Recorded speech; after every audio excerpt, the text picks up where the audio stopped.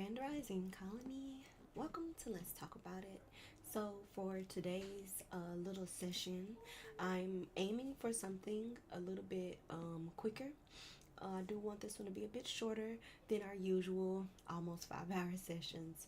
I have picked out a couple of topics for us to discuss today that I think are super important to bring attention to. We're not going to be doing a thorough breakdown today like we usually do, but I brought up the topic and there are a couple of things. The first one is extremely important. I think that not enough people are talking about it. And then the second one is not so as something that we need to be paying attention to today, but I find it to be important because I feel like our history is extremely important, and you'll understand what I mean in just a moment. So, the very first thing that I want to discuss, which I think is extremely important, is what's going on in Alaska right now. So, if you see above me here, there's a video that we're going to play here, and it's just showing some of the terrible things that are like going on with the weather and things like that, and then we're gonna break all of that down. I'm trying not to give too much away, so we're gonna break all of that down. So we're gonna, of course, as always, open up with a little video just to understand exactly what I'm referring to, and then we'll get into more details in a bit.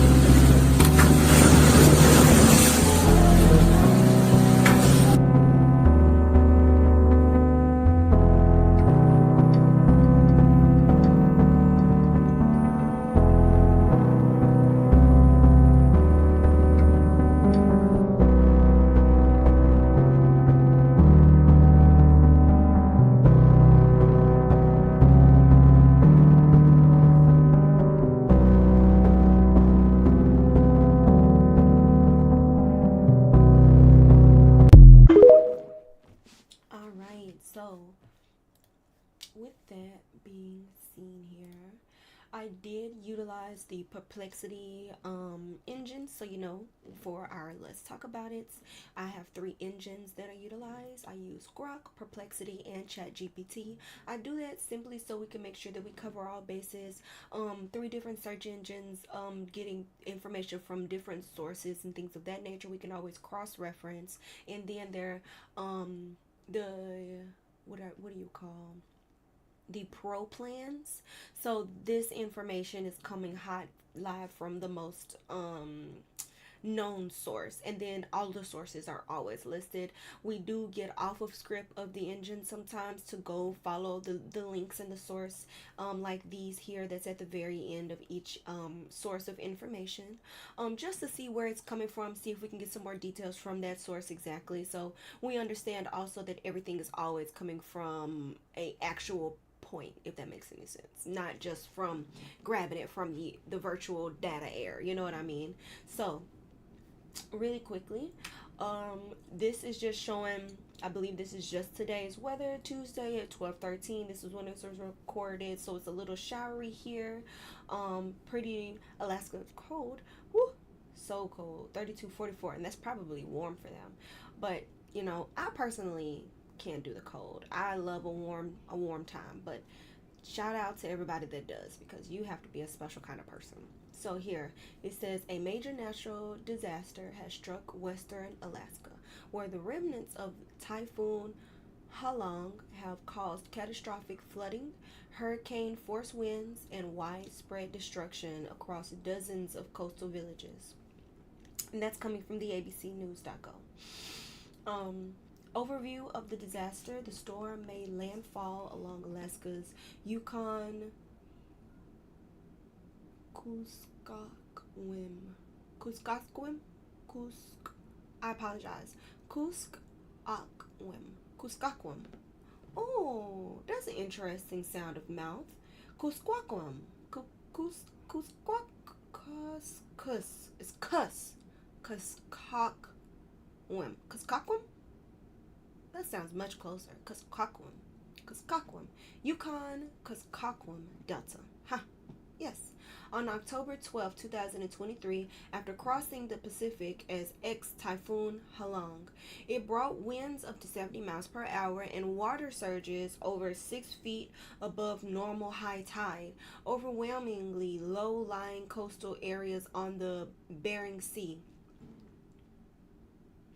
Oh, overwhelming low-lying coastal areas on the Bering Sea. So, you know how people be like on beachfront, like those kind of people that like that's a very expensive area, right? So like just say like a typhoon was to hit all of those low areas like close to the water and stuff. That's what they're referring to, I believe.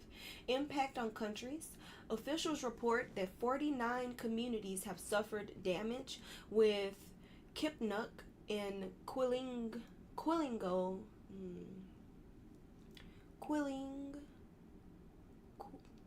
One moment. Is the K silent, you think? It's probably not.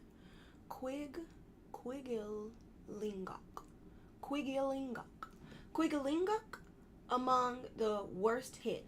And if I get to the end result and I am mispronouncing anything, please DM me and let me know, or send me a message, a comment and let me know. No. You can't hear me? Oh, I had headphones in, my bad. Thank you so much.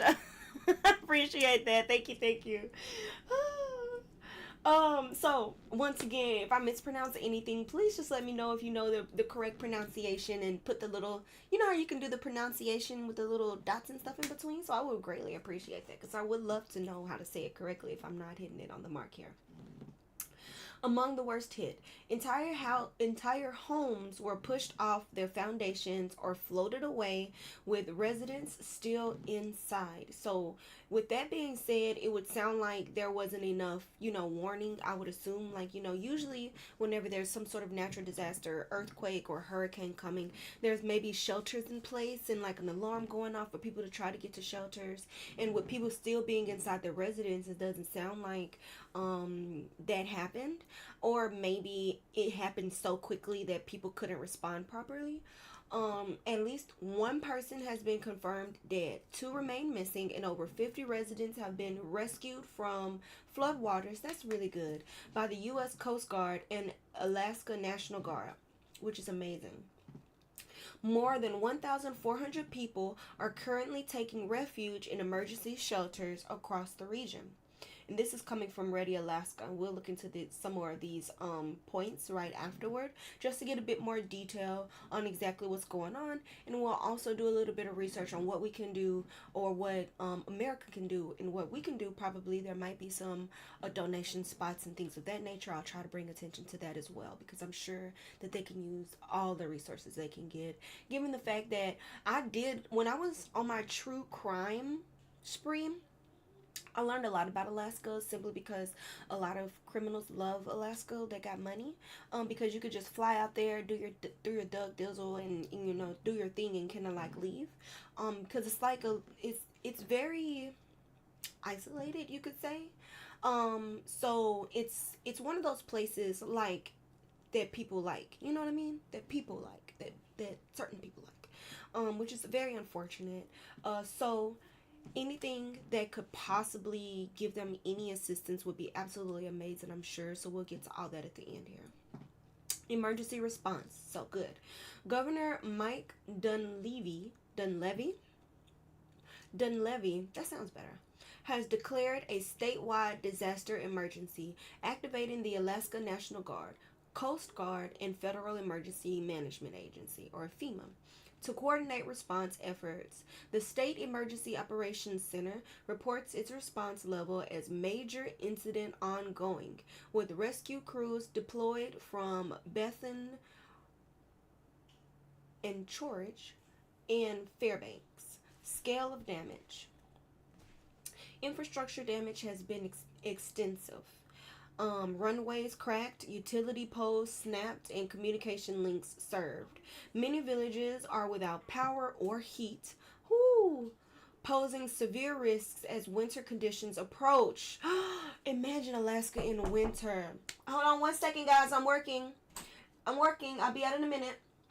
In summary, western Alaska is under severe disaster conditions following the remnants of Typhoon Halong, with ongoing search, rescue, and relief operations now focused on recovery and humanitarian support for thousands displaced. Give me 1 second, guys.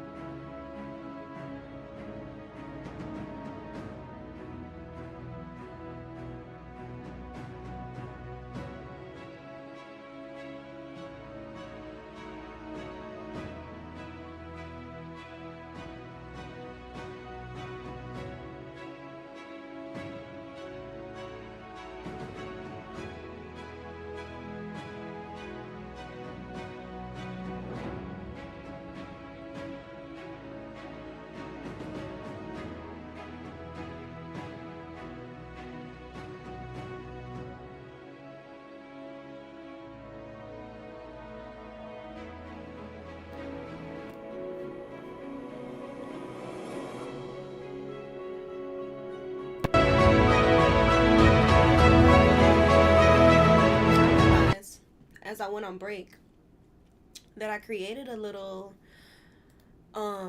starting soon screen, I guess. This one, which is like, this one, but I didn't create like a be right back screen, I guess. I do want it to all be cohesive, if that makes any sense. Like the background with the starting soon, and then if I need to go on break, I should create a like be right back screen of the same theme that the starting screen is. And that's just me. And that's just what I want, I guess. Because I don't, is something wrong going with it? No, I don't like it. It's not cohesive. Okay, I realized that as I did it, as I did the action, and I was like, I don't really like that. So, moving forward here. And that's just a side note, guys. Moving forward here. So let's see. We went over with what happened, the people that are affected right now, the emergency responses. So what I would like to do really quickly, let's see if we can, I think, okay, I'm just going to ask outright rather than going to kind of dig for it. Because going to dig for it would be something that I would normally do under normal circumstances. But as I said, this one I wanted to be much more cut down than usually. We will usually deep dive so we can find as much as possible. But I'm just going to kind of do an outright search here. So I'm going to ask, the first things first is, are there any official websites? Because we do want the official ones. We don't want any scammers. Because when you have to be careful, and I will say you have to be careful when you want to contribute to something, even something as serious as this, because people are mentally unhealthy, and they would create something that looks official, but unfortunately does not go to the people that need it, and they are very, very, very sick. So I would encourage you to make sure that it's an official website. Maybe cross-reference your site if you feel like, that you just don't want to donate money. There could be other things, so we're about to find out. So let's see.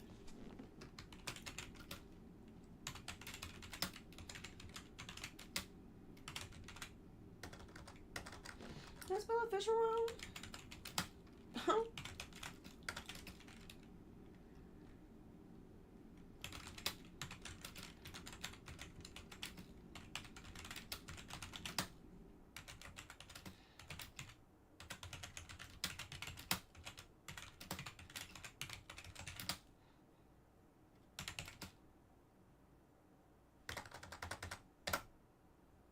I said talking. I can't stop talking.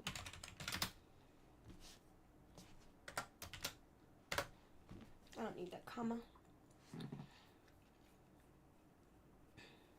So the official site for monetary donations and broad support to affected communities in Western Alaska after the October 25th storm is the Western Alaska Disaster Relief Fund, hosted by the Alaska Community Foundation. This fund accepts direct online donations and is endorsed by the major tribal and community organizations to ensure resources are distributed transparently and reach those in need. So let's get that open in a different tab here. We're going to get to that in a moment. Money donations, Alaska Community Foundation, Western Alaska Disaster Relief Fund. The online, and we're going to verify the URL when we get there, because that should be what just opened here. Direct donation portal, and this is the direct donation portal. If anybody out there wants to take a screenshot of this so you can put it in, or actually let me take this and that, because we're going to read all that out here. Do I need this part? Additional authorized drop-off points. Yeah, we'll take it all. We'll take it all. I'm going to put this actually below here really quickly. Where for auto? That's me. That's also me. I'm going to put this down here. Yes, the links are going in. Perfect, perfect.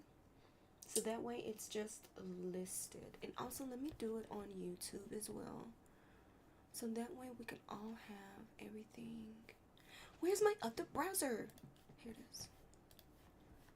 Okay, I need another one actually. And another one. And another one. 1 second.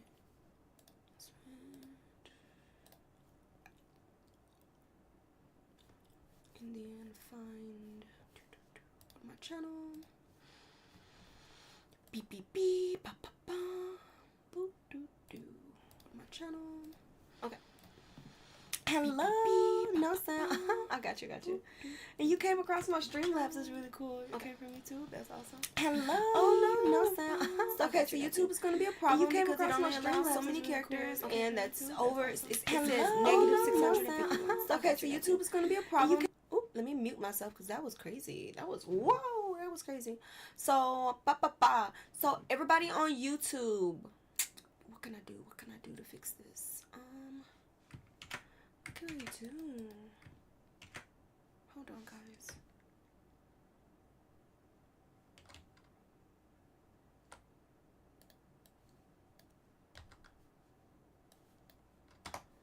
We can edit the video, put it in the description. How much would they let me put the description in? Can I get all the characters I need? Whoop whoop! It's in the description. So everybody that's watching me from YouTube, it's in the description, okay, guys? Here we go. We'll save it there. So that way we have all of that. And let's go over what we have captured here. Okay. So we have the money donations here, the website, then the physical goods donations. Lynden Air Cargo, Anchorage accepts dry goods, clothing, diapers, and other basic necessities delivered in totes or boxes. No chilled or frozen items, which totally makes sense. Drop-off locations is in Arkansas. Oh, my. Okay. I wonder if you can send this contact number, and then this, I want to say this is an email. Is this an email? Yeah, that's an email. I just had to click it because I just needed to know. Items are delivered to Bethel for distribution to coastal communities by the Alaska National Guard. Okay. Additional authorized drop-off points coordinated via Alaska National Guard and partners include. Wait, did I turn my? I just want to verify, make sure I got my sound on. Okay, perfect. Alaska's Children Urgent Care, Susitna Energy Solutions, and Alaska Discount Outfitters. Okay, guys? Guidance and partners. Donations of either money or goods should go through these official channels to guarantee safe and accountable delivery and aid. That's exactly what I was referring to just a few moments ago. The fund is guided by the Association of Village Council Presidents, Alaska Federation of Natives, and other local Native health and regional organizations, guys. States/government relief. Survivors needing immediate aid, housing, disaster assistance can register for help with the Alaska Division of Homeland Security and Emergency Management's Individual Assistance Program online. For up-to-date official donation instructions, always consult the Alaska Community Foundation and major tribal organizations involved in relief programs. So, if you don't want to get it copied from the bottom comments where I put that down at, you're more than welcome, of course, like I said previously, to take a quick screenshot so you can call people if you want to give them a call to say, hey, I live here specifically, I have this specific thing, what would be the best way to get it to you guys? You know what I mean? So it's always good just to talk to a person and touch down. Let's pop over to the website just so you can get a quick eye on what it looks like in case you want to go visit it, and maybe you'll see something different if you just put it in Google. So let's just get an eye on it just to see what the official website looks like. The Alaska Community Foundation, we have the symbol here. It looks very nice. It looks very compact. I love it. Western Alaska Communities Unite to establish disaster response fund following recent storms. Okay, so we can give today. We have the button right up front here. I will be doing donations later offline. That's not anything that I would need to be putting out there, but I'm just going to let you know that I'm going to be doing donations just later on today offline here. So they do have a lot of information about, you know, how to help, things of that nature on the website. It all looks great. I would encourage you to go and pop in and visit to see what you can do. Of course, everybody is in a financial situation, so if you can only just keep them in your thoughts or even just spread the word, that would be absolutely amazing. If you don't have any financial or anything that's just laying around that you could give, because I have 3 children, so I feel like there's a lot of clothes and things of that nature that I can send over because everybody needs it. From just left kit from my storage and things like that, I have stuff that I can probably donate and get my hands on. So I will be working on that as well. But if you don't have anything like that, if you don't have any money or anything of that nature that you can afford to just donate, and the donation is literally just a giveaway, a lot of people can't afford that, and that's perfectly fine. I can't afford it either, which is why I'm already thinking off top, what can I donate as far as physical needs are concerned, and I will also look into what they will be taking, things of that nature, see about the cleaning, see about what kind of boxes they need. Is it just a regular box? How can I pack it? Things of that nature are already running through my mind. But aside from that, if you can't do any of that, it's 1,000% understandable. But I would say the next best thing to do is to spread the word. Given the fact that this isn't something that a lot of main news streams are super duper talking about, I do think it's super important for any time a natural disaster comes and people, need help. It's important to get the word out, so that way if you can't donate, you could get a word out. If you have a platform of, hundreds of people, thousands of people, millions of people, somebody else is going to see it. Somebody else is going to be able to say, oh my gosh, I have a garage that has stuff in it, blah blah blah. I have something set aside for blah blah blah. I could move things here and do this and do that. Somebody else somewhere could possibly utilize these sources to help as much as possible. So as many eyes on it as possible, the better. You see what I'm saying? Views matter. Not impersonations, Lord have mercy. Views matter because you don't know who's seeing it and how they can help. You see what I'm saying? So every single view matters. So that's something that I want to put out there that I think is extremely important. Now, the next thing that we're going to be talking about is previous insurance policies. And I thought that this would be important because I am seeing everybody talk about the ACA and the ACA and the ACA and put it in place or keep it in place and this is that and the other. We've even done our research and had a discussion about it as well. We've talked about the beautiful bill. We've talked about all of these things, and I find that it's important to also realize or understand where we were previously to that, because that was put in place in like 2010, and naturally America was founded way before that. So I was very curious to think of like, okay, why is nobody, not even the Republicans who is trying to tear away the Affordable Care Act, referring to another act or another insurance policy, or I've never ever heard anybody mention like, okay, well, if you don't like the Affordable Care Act, let's go back to this. Let's do that. You know what I mean? Like, not ever, not once. Everybody's always like, we need to get rid of the Affordable Care Act and replace it, or we need to keep the Affordable Care Act and keep it in place and extend this or do this or that. But nobody's ever like, we need to go back to when so and so was president. So I thought that was interesting and it caught my curiosity. So on Grok, which is another platform that I use, or engine rather, my question was, what was in place before the Affordable Care Act? That's what I wanted to know. Can you give me a detailed timeline of what plans we had in place over the course of American history? So I want all of it. Also listen, president at the time, and if the plan was Republican or Democratic and all that kind of stuff. I kind of got lazy at the end. Don't come for me.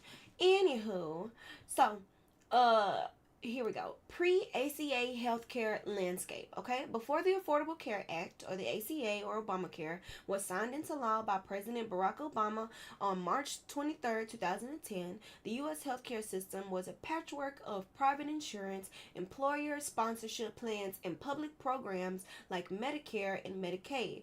Coverage was not universal. About 46 million Americans were uninsured in 2010.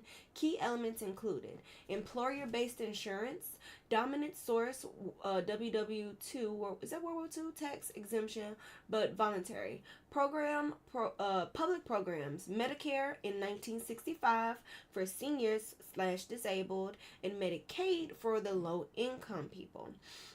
Individual markets, limited, often with pre-existing condition exclusions. No mandates, no requirement for individuals or employers to buy insurance, leading to gaps.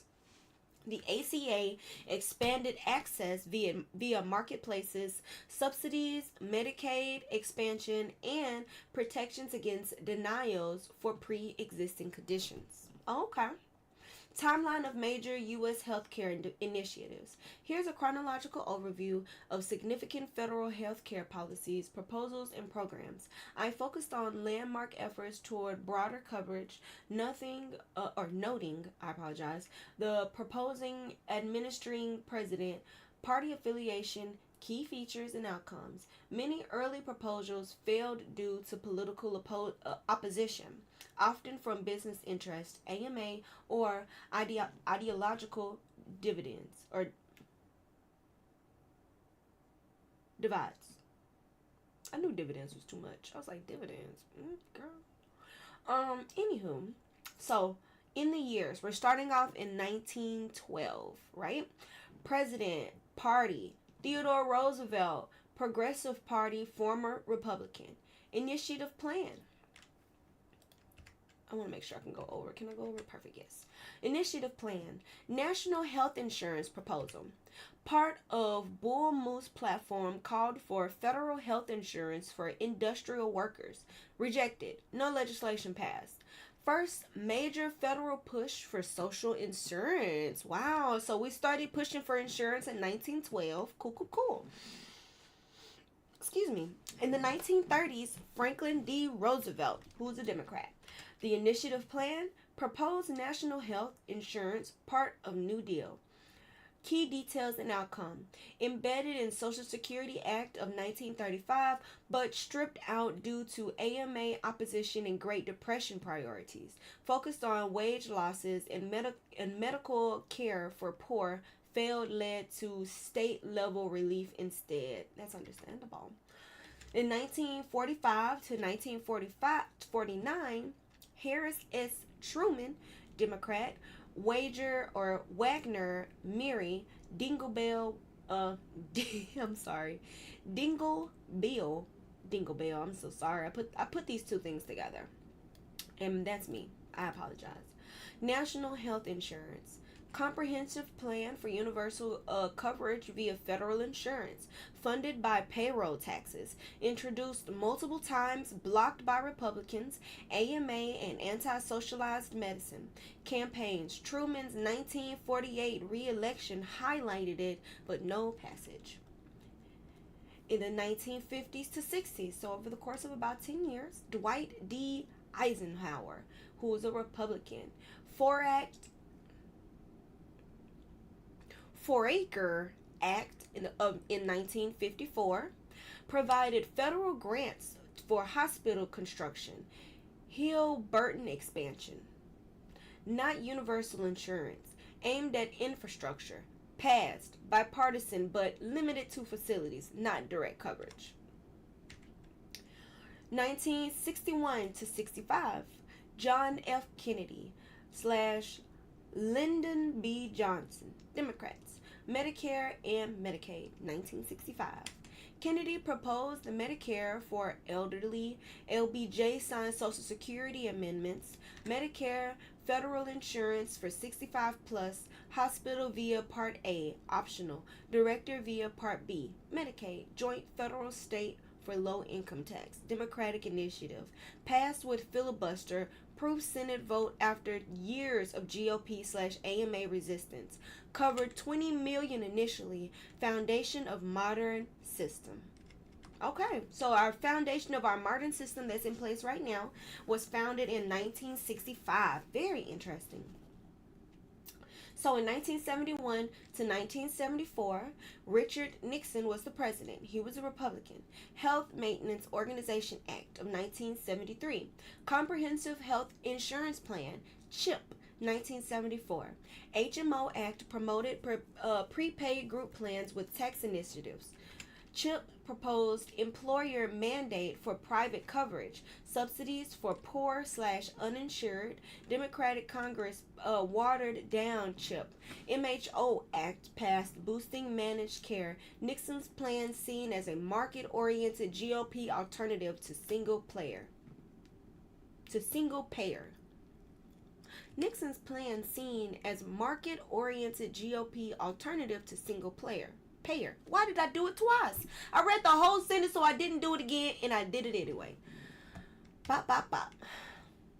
1970s to the 1980s. Jimmy Carter, Democrat. Hospital cost containment, national health insurance. Proposed wage/price controls on hospitals and universal plan with employer mandates stalled by inflation, energy crisis, and congressional gridlock. No major passage. Shifted focus to cost controls. And in 1986, Ronald Reagan, who was a Republican, Emergency Medicare Treatment and Labor Act, or the MTALA/COBRA. The MTALA required hospitals to stabilize emergencies regardless of ability to pay. COBRA allowed continuation of employer insurance post-job loss. Bipartisan, addressed gaps but not core coverage. Reagan opposed broader reforms as socialized medicine. And in 1993 to 1994, Bill Clinton, who was a Democrat, Health Security Act. Hillary Care. I've never heard of that. In 19 what? Okay. Employer mandates regional alliances. And not like I've ever heard of any of the other things, bro. But I thought that something like that close, I would have at least like sniffed it a tiny bit. But no. Sorry. I apologize. Just to let you guys know. I've never heard the other things either. None of it. So it's very good to learn. Employer mandates regional alliances, no out-of-pocket caps for basics, aimed at universal coverage. GOP-led opposition, e.g., Harry and Lewis ads, killed it in Congress without a vote. Major Democratic failure. Oh wow, you had to note it like that, huh? Cool. Okay, cool. Wow. That's so aggressive. Employer mandates regional alliances, no out-of-pocket caps for basics, aimed at universal coverage. GOP-led opposition, e.g., Harry and Lewis ads, killed it in Congress without a vote. Major Democratic failure. All right. In 2003, George W. Bush, who was a Republican, Medicare Prescription Drug Improvement and Monitorization Act. Medicare Part D. I've heard of that before. Added outpatient drug coverage via private plans with donut hole gap. Passed narrowly with bipartisan support, but heavily lobbying. GOP focused on privatization costs, $534 billion over 10 years. In 2003 to 2010, the Bush/Obama transition. State experiments, e.g., Massachusetts 2006. Mitt Romney, our government, I'm guessing that's Republican governor, signed Romney Care, individual mandate subsidies, Medicaid expansion, model for ACA bipartisan state level but federally contentious. Pre-2010 gaps. Various pre-2010 gaps. Various. Gaps. Did I hear any gaps? Oh, I do see gaps. Okay, hold on. SCHIP in 1997 to 1997 Clinton era bipartisan expanded Medicaid for kids. Community health centers funded incrementally. Yes, I had to say it that hard because I was very upset that I did say it right the first time. No federal individual mandate or marketplaces. Uninsured rate rose from 14% 2000 to 16% 2010. Uninsured rate rose from 14% in 2000 to 16% in 2010. Okay. I see what they're saying here. Key themes and shifts. Democratic efforts often push universal or public options, e.g., Truman, Johnson, Clinton, Obama, facing socialism backlash. Republican approaches favored market based reforms, private insurers, and targeted expansions, e.g., Nixon HMOs or Bush Part D. Partisan wins, infrastructure, Eisenhower, emergencies, Reagan, kids, CHI or SCHIP. Conservatives fearing, I apologize, I skipped a line. Failures. Pre-1965 proposals repeatedly blocked by AMA, insurers, and conservatives fearing government overreach. Evolution. Shift from wage loss focus in 1930s to entitlement programs in 1965, managed care 1970s, and mandates subsidies 2010 ACA. This timeline highlights incrementalism over revolution, with Medicare/Medicaid as the biggest ACA leap. For deeper dives, sources including HHS, Archives, Razor Family Foundation reports, and historical analysis like The Social Transformation of American Medicine by Paul Starr. Oh, okay, that's something to look into if you guys are interested. Sounds like a book. So, if you got time, I recommend it. Boop bop, not sponsored. I don't know who he is. So it seems like we didn't have anything super duper concrete. A lot, really, since the foundation of America, since the history, like until like super recently. And then like even now they don't even want to do, of course, universal health care, which I think which would be the best way to just cover everybody, and it's obvious like the Democratic efforts and the Republican efforts are so different. Like, it's important to look back at these things and just to get a familiarity with where we used to be before kind of everything went to how it is now. You see what I'm saying? I'm just gonna pin this real quick so I can get that done. So yeah, very important. And if you found anything super interesting, I encourage you to take a screenshot of it so you can do some further research. Usually under normal circumstances we would, but unfortunately I have a business to run, and I did think that this was super important to kind of get a touch on, and also important, it's always important to kind of look back at what we had before we had everything that we have now. I find that to be important anyways as well. But that is going to be all for this Let's Talk About It. Thank you so much for joining me today. I really appreciate it, and I hope you guys are having a fantastic Tuesday. Don't forget that I am working on my Kindle line currently right now, and that is what I'm about to go finish doing. And we will be going into our regular session around 6 o'clock today. My normal gaming sessions will be at 6 o'clock every day, around 6 o'clock every day, for at least 1 to 3 hours, okay? But until next time, until I can get back on here and see you guys again a little later today, I will be gone. Bye, Colony. And I will be getting a ending screen and a be right back screen and everything. As a matter of fact, we're going to end on here. Not here. Sorry. That's me. Hi. We're going to end here. Okay. This will be our... should I make... no, I shouldn't be lazy. I'm going to actually make a be... It's going to look like this with the globe and everything, but it's going to be right back or ending soon. I'm going to change it up. BuneeBrief News, where you see the Let's Talk About It, it's probably going to say be right back right there. And coming soon. I'm going to make it. Don't worry about it. It's going to be nice. I'll see you guys next time.